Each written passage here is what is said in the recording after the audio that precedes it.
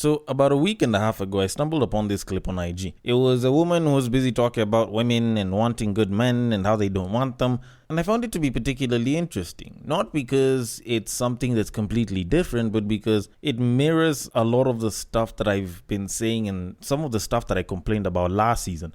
So let me just play the clip for you. Then we can get into this woman's idea of what women want or don't want in a good man. So here it is. You know what? Y'all women don't want no good man. No, y'all don't. Y'all want the thugs. Yeah, y'all want the guys that's gonna break your heart. Yeah, you do. You keep on talking to the same type of dudes. Yes, you do. Be quiet. You do. You don't want the good guys, the simps. The guys that stay in the house and won't cheat on you. You don't want him. He too boring. Right? He too lame. He's not attractive. Girl, you better enjoy that peace that comes with that man. That man offers peace that you ain't never had in your entire life. You hear me? You better get with that man because of what he can do for your soul. You better get with that man for what he can do for your soul. Not for what he can do. Oh, he look good out here. Oh, he fine. Oh, baby, that don't mean anything. The older you get, you want peace and stability and love. That's it. That's all you should ever want from a man. Stop saying y'all want a good man when you ain't even attracted to what a really good man offers you, okay? Okay, so having listened to that, actually, I even feel like I'm about to ditch whatever it is that I had thought of saying. But either way, I think it still kind of tracks back to what I was thinking about not too long ago.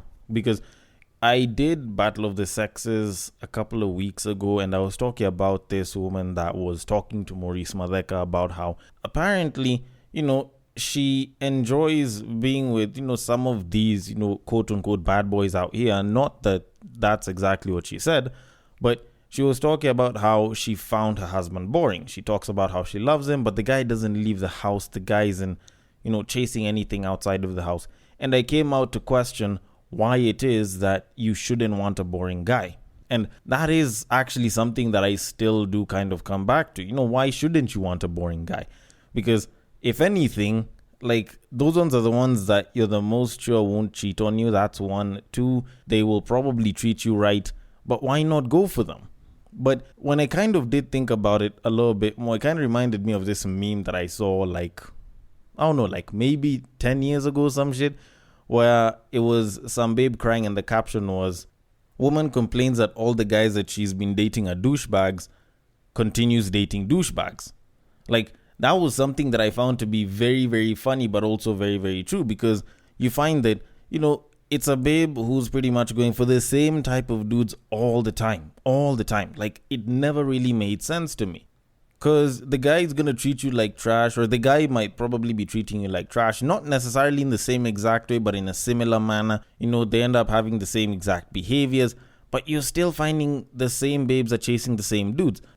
And every single time I tried to make sense of it, every single time I tried to think about it properly, it never really made sense to me. The more I thought about it, the less sense it made. And it continued to stay that way up until I sort of started listening to a lot of Jordan Peterson content.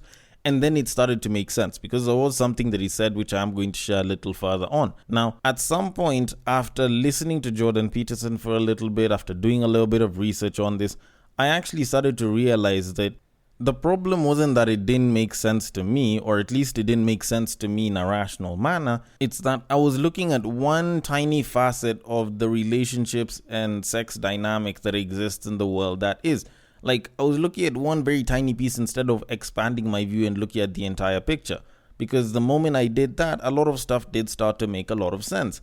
And that was when I actually realized that quite a lot of our mothers have actually been misleading us. And it's not that it was intentional, that they didn't want us to succeed, in relationships and dating and shit. Because the thing is, even they didn't know that they were misleading us. You get? They were doing it because they've always looked at it and thought, you know what? Go work hard, make sure you're a good person, make sure you treat people right, make sure, when you find a woman that you care about, you treat them as well as possible. And gonna be pretty good. You're gonna find yourself a good woman as long as you work hard, you chase success, blah, blah, blah. That was what a lot of us were taught, and that was what a lot of us were told as we were growing up. And the thing is, it is actually sort of misleading advice because you're told to be a nice person and to treat people nicely, which is good when you're a kid, but as you grow older as a guy, that actually kind of hinders you from moving up, especially in the world of dating and relationships, because you have to be aggressive as you grow older, because now when you're a man and you're in a world that's as unfair as ours is right now, the last thing that you would like to do is be, nice, and you end up being a pushover as a result. And as a result of being a pushover, you end up actually missing out because people end up passing you, and evidentially you end up seeming a lot less attractive to the opposite sex. Like, that's sort of like a progression of the set of issues that usually comes with being a nice guy. And not to belabor a saying or anything, but nice guys do end up finishing last. Now, of course, this lady actually did talk about how, you should give the chances to the Simps because they won't cheat on you, they're faithful, blah, blah, blah. But the thing is, a lot of women are actually attracted to what Jordan Peterson refers to as monsters, because apparently, because there's a dominance and an aggression with them, then it actually makes them more desirable to, the female sex. And it was something that didn't make sense, but he sort of referenced a book that was written by some engineers that used to work at Google. I'm not sure if they stopped or if they still work there. And it's called A Billion Wicked Thoughts. And it looked at, the different searches that people were having on the internet. And they sort of got to find out what it is that women find desirable. And apparently there was 5 classes of monsters that were sort of listed out. And according to Jordan Peterson, he says that they are vampires, werewolves, billionaires, pirates, and surgeons. Yeah, it's those 5. Now, from some people who've spoken about the book, they said that that's not completely accurate, and you could replace billionaire with boss, and you could replace surgeon with lawyer, because I think it makes a little bit more sense then. Now, when you kind of look at all 5 of those sort of monsters, it does start to highlight how some people actually end up attracting more women. And if you sort of study all 5 of those, you can kind of try and pinpoint what it is that women will want as a baseline in the kind of man that they'd want. And when you kind of look through them, you can easily spot out that there's a dominance and there's a certain sense of power that comes with all of those, sort of sets of people. Because when you look at vampires, werewolves, and you can also say the pirates, you can say that there is a certain level of aggression that kind of comes with them being who they are. Because, there's sort of these creatures minus the pirate who's a human being. And, they tend to be very aggressive. All the live adaptations and literal material that has these characters will have them as very aggressive people, save for Pirates of the Caribbean, which I haven't really watched, so I can't really say much about pirates. Now, when you look at the boss and you look at the lawyer, they're also very aggressive people. It's mostly in an abstract sense, but they are actually aggressive people. Lawyers are generally just known for being aggressive. People believe that lawyers are always going to be argumentative, blah, blah, blah, and that requires a certain amount of aggression and shit, even though not all lawyers are litigators. Then you look at bosses. For you to be a boss, you kind of have to be an aggressive person to get to the top and shit. So you can kind of see that there's an aggression that's there. There's also that, power and the dominance that you require for you to be there. You have to dominate in your field. With lawyers, you kind of have to dominate and, be the best in class in high school so that you can do law. Then you have to go to law school and, become an advocate and shit. Then you look at, bosses, more or less the same exact thing. You have to dominate in your field so that you can go up the ranks. Then you look at werewolves and vampires. They are considered to be an apex level superhuman to a certain degree. So it does kind of carry quite a lot of sense there. And there is quite a lot of proof of concept in this when you look at the current media that we have. When you look at the werewolves, vampires, Vampire Diaries was a massive hit, especially amongst women. Teen Wolf, same exact thing. Pirates of the Caribbean, I feel like that one's a little bit more balanced, probably because there's a lot of comedy for the guys. Then you look at Suits. Suits was a series about lawyering and just the law, and it hit massively. You look at any that has bosses to a certain degree, it hits massively, and women actually do end up being super attracted to the figures that end up playing the bosses there. The Twilight Saga is the same thing. So it actually does carry a lot of water. But the question is, why? So I kind of looked into it a little bit, and I sort of realized that in as much as guys have a hero myth and we think that it's only a thing for guys, with babes they also have a hero myth of their own. And I didn't really think that that existed up until I looked into this entire thing, where, women are going out looking for, dangerous people, some version of a monster and douchebags and shit. Then I actually realized that a lot of babes do believe that they can fix these guys. Like, weirdly enough, they believe that they can fix these guys. And interestingly enough, also, there's a lot of proof of concept in this in the media. You look at Vampire Diaries, you look at Beauty and the Beast, which is for kids, and you can see that a lot. Like, the whole Taming the Beast thing is actually a female hero myth to a massive extent, and you never actually realize how big of an extent or how much of a hero myth it is up until you actually pay attention and you start observing those bits themselves. And it's very easy to spot that. I think that's why the series called She-Wolf, I think, which was supposedly about this super powerful female wolf amongst, a wolf pack that's only full of men, didn't really hit, because at the end of the day, like, she was the most powerful one. You could say scripting and shit, but it never really picked up to the same level of degree as the Vampire Diaries and the Teen Wolves and the True Bloods that exist.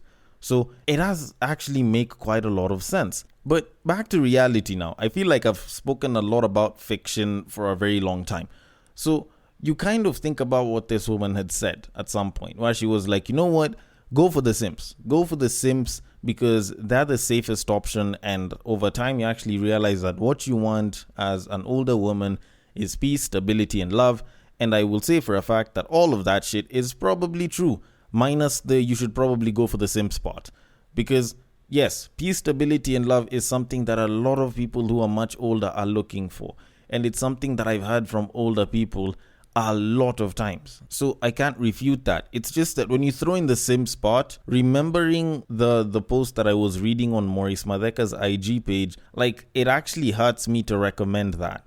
Because if you remain quote unquote a simp and you're willing to simp for your babe and she chooses to be with you, then at some point she starts cheating on you with some guy that'll probably never really be able to sustain her for longer than a couple of months, then blames it all on the fact that you're supposedly boring and shit, then now that's going to be another problem that we're going to have to start discussing.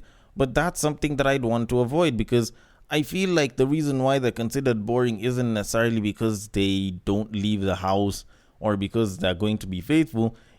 It's just that they don't actually show any possibility that they could actually be the bad one and actually go off the rails and shit.